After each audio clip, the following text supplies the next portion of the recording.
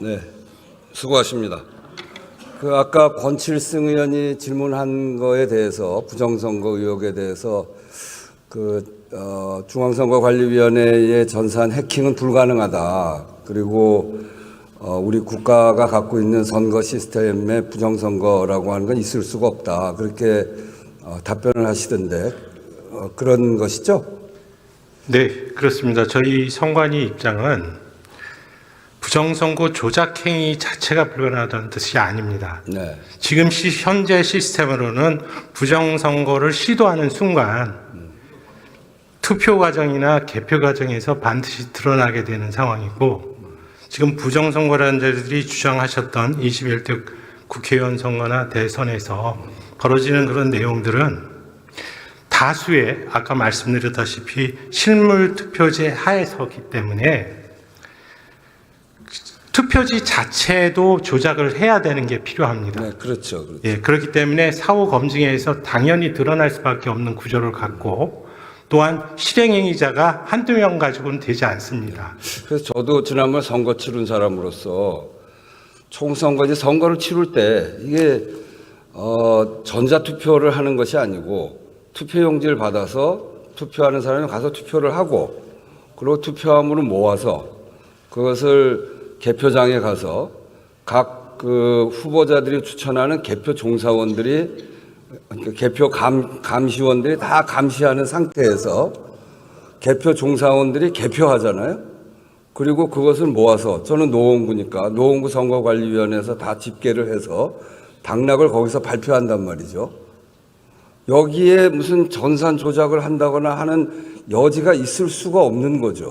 저희가 이 전산 시스템에 대해서 보완을 강조하고 있는 부분은 현행 투표제 자체가 사전 투표제를 지금 채택하고 있습니다. 네네. 그러다 보니까 전국적으로 하나의 단일 선거로서 통합 선거인 명부를 가지고 실제적으로 사전 투표를 하는 경우에는 각 읍면동 해당 사전 투표소하고 전자적으로 연결을 해서 네. 그 투표자가 정당한 투표인지 선거권자인지를 확인하고, 그 선거권자가 어느 관할 선거구에 해당하는 선거인인지를 확인해서 별도로 거기에 해당하는 투표지를 인쇄 발급하도록 되어 있는 시스템입니다. 그렇기 때문에 사전 투표제를 운영하기 위해서는 반드시 그와 같은 선거 시스템을 이용할 수밖에 없는 구조입니다. 그렇지만 그것은 사전 투표제를 실행하기 위해서 반드시 필요한 것일 뿐이고, 네. 그로 인해서 사전 투표지가 발급되는 순간 그것은 본투표에서 행해지는 투표지와 동일하게 똑같죠. 투표함에 넣고, 네, 그렇죠. 다만 이제 관외, 관내가 분리가 되어 있으니까 관할 선거위원회에 실물 투표지가 우편 투표 방식으로 이송되는 과정이 이제 들어가게 됩니다. 네네. 이제 그런 과정에서 여러 가지로 절차가 좀 복잡하기 때문에 오해의 소지가 있을 수가 있어서 국민 여러분들께서 우리의 선거 제도의 절차를 제대로 이해하지 못하시는 경우에 오해의 소지가 있을 수 있고, 다만 저희가 지금 부정선거 론자들의 주장에 의하면 몇 가지 선거 절차에서 저희들이 잘못한 부분은 분명히 있습니다. 그렇지만 그것이 조직적인 부정선거론으로 규결이 될 수 있는 방법은 아까 말씀드렸듯이 다수의 부정선거 조작 행위자들의 존재가 필요하기 때문에 반드시 부정선거 조작이 시행되는 경우에는 사후에라도 밝혀질 수밖에 없다. 네. 그런데 지금 지금 새해 부정선거 주장하는 게 21대 국회에서부터 시작한 부분인데, 어느 누구도 부정선거가 어떤 방식으로 행해졌는지에 대해서 말씀하시는 분이 없지 않습니까? 네. 그만큼 우리 투표 시스템이 갖고 있는 게 투명할 뿐 아니라 조금만 설명하면 충분히 이해되는 거 아닙니까? 네, 맞습니다. 그런데 제가 사실은 좀 이해가 안 되는 대목이, 우리 사무총장님이 윤석열 대통령이 대통령 되시고 난 다음에 중앙선거관리위원회 갔잖아요. 그리고 서울대 법학과 79학번 동기 아니십니까? 혹시 대통령이 이런 부정선거와 관련해서 사무총장한테 물어본 적이 있나요? 없습니다. 그리고 그러면 지금 이제 이 부정선거 의혹 때문에 계엄까지 왔다고 그러는데 정말 이 나라가 아주 이 일 때문에 엉망이 된 거 아닙니까? 그러면 이 부정선거 의혹이 유튜버들이 제기를 해서 굉장히 넓게 퍼졌는데 그러면 그 의혹에 대해서 우리 중앙선거관리위원회에서는 얼마큼 설명을 했나요? 그분들 모셔다가 충분히 설명하지 않았나요? 그런 기회가 없었나요?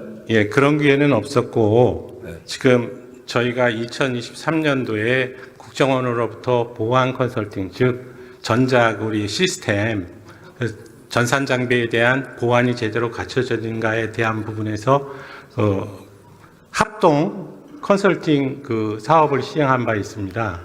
그래서 그 과정을 통해서 어느 정도 의구심이 해소됐으리라고 생각을 했고요. 네.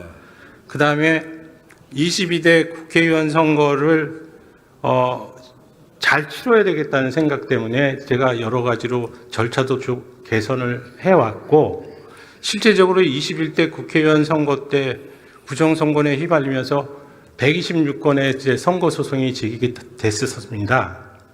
물론 한 건도 지금 인용된 바는 없고 하지만 22대 국회의원 선거 때 CCTV 보관 장소를 24시간 그 외부에 공개함으로써 실질적으로 모든 국민께서 관심 있으신 국민께서 볼 수 있도록 투표함을 직접적으로 지켜볼 수 있도록 조치를 했고 개표 과정에서도 그 수검표 과정을 도입해서 그러니까 이제 제 얘기는 그거 그렇게 투명하게 했는데 네. 결국은 부정선거 의혹이 사회적으로 굉장히 팽배하게 퍼져 있고 그러니까 그렇게 믿는 사람들이 많고 또 그런 의혹 때문에 대통령은 계엄까지 했다고 하고 그런 점에서 보면 중앙선거관리위원회 특히 대통령 임기 후에 사무총장으로 임명됐고 중앙선거관리위원회 가장 핵심적인 대통령의 친구라고 하는 분이 가서 좀 설명이라도 좀 하고 그런 오해를 불식시키고 그리고 그렇게 의혹을 갖고 있는 그런 유튜버 이런 분들도 모아서 좀 설명도 하고 이런 적극적인 노력을 중앙선거관리위원회가 했어야 되는데 그런 생각을 갖고 있는 사람들이 저렇게 많이 생기고 대통령도 그런 의혹을 가질 정도로 사실은 좀 황당한 의혹인데요. 그런 황당한 의혹 때문에 계엄까지 하는 그런 상황을 중앙선거관리위원회가 막지 못한 것. 그건 전 참 잘못이라고 생각합니다. 네, 그 지적에 공감하고 저희들이 제대로 국민들에게 그 선거제도에 대한 홍보라든지 부정선거에 대한 반박 이런 부분들을 제대로 수행하지 못한 부분은 저희들 스스로 인정하겠습니다. 그리고 지금과 같은 이 국론이 부려되는 사태에 저희 선관위도 책임이 있다라는 생각을 하고 있습니다. 다만 선거관리위원회의 기본적인 목표는 지금 공정선거관리에 있고 그 공정선거관리를 하기 위한 전제 조건이 엄정 중립입니다. 그래서 제가 총장으로 와서도 제일 조심스럽게 생각했던 것이 그 선거관리위원회가 중립성 시비를 걸리면 제대로 공정한 선거관리를 의심받게 된다. 그래서 그 언행이라든지 이런 부분들을 최대한 그 양쪽 정당이나 이런 부분들의 그 오해를 사지 않도록 나름 중립을 지키려고 노력하다 보니까 너무 좀 소극적으로 대응한 부분도 있는 것 같습니다. 특히나 이렇게 사회적인 그 혼선을 만들어낼 수 있는 게 선거에서 부정이 있었다라고 하는 건 사회적으로 큰 혼선을 만들어낼 수 있는 거 아니겠습니까? 근데 특히나 저는 사무총장님이 대통령하고 동기고 친구고 또 그래서 누가 보더라도 대통령하고 가까운 분인데 이런 분이 나서서 적극적으로 부정선거가 없었다고도 이야기하고 대통령한테도 설명도 하고 그렇게 했어야 되는데 그렇게 하지 못했어요. 지금이라도 적극적으로 설명할 그 의사가 있나요? 네, 지금 그 상임위에서도 말씀을 드렸다시피 그 부정선거론자들이 뭐 토론회를 개최하고 뭐 이런 부분이 있었고, 그 전에도 그런 토론회 때 이제 선관위가 참가해달라는 얘기가 있었습니다. 근데 그와 같은 어떤 일방적인 토론회에서는 저희 선거관리위원회의 주장이 제대로 맥히지가 않습니다. 그렇기 때문에 만약 뭐 대국민적인 무슨 토론회나 이런 것들이 필요하다면 공개적인 방송으로 방송사를 주관하고 패널 숫자도 정확하게 그 일정 숫자로 맞추고 그런 식으로 대등하게 대국민을 설득하는 차원에서 서로 토론을 해보는 것도 하나의 방법이라고 생각은 하고 있습니다. 네, 그러니까 그 대통령과 대통령 주변에 계셨던 분들이 부정선거 의혹을 진짜 그렇게 믿었다면 중앙선거관리위원회에 있는 가장 가까운 자기 동기들 불러서 좀 물어나 좀 보고 그러고 그 확신을 가져도 늦지 않을 텐데 그렇게 한 것도 잘못입니다만 중앙선거관리위원회가 그렇게 부정선거 의혹을 제기하는 쪽에 대해서는 앞으로도 정부가 나서서 적극적으로 대응도 하고 그렇지 않다는 것을 설명하는 일이 굉장히 중요하다라고 하는 것을 다시 말씀드리면서 질의를 마치겠습니다. 네, 이거 제가 얘기한 거는 아직도 유튜브 하는 사람들 중에 많은 사람들이 그렇게 믿고 있기 때문에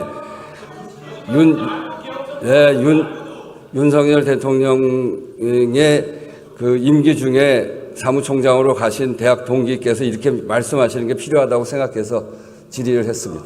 네, 잘 이해했습니다. 네, 그러면 이상으로 윤석열 대통령 위헌적 비상계엄 선포 내란 혐의 및 제주항공 여객기 참사 진상규명 관련 긴급 현안 질문을 종결할 것을 선포합니다. 오늘 회의는 이것으로 마치겠습니다. 산회를 선포합니다.